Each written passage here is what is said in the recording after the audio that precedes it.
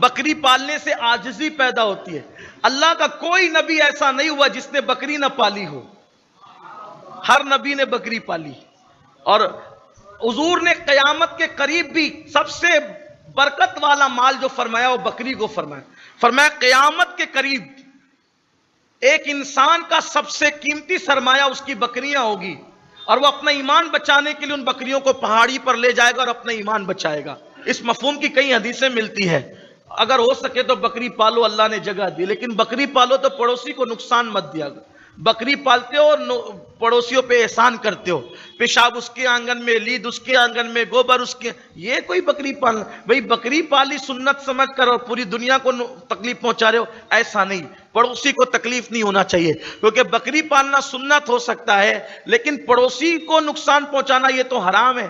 تو ایک ایسی سنت جس کی تاکید نہیں ہے، اس کے لیے پڑوسی کو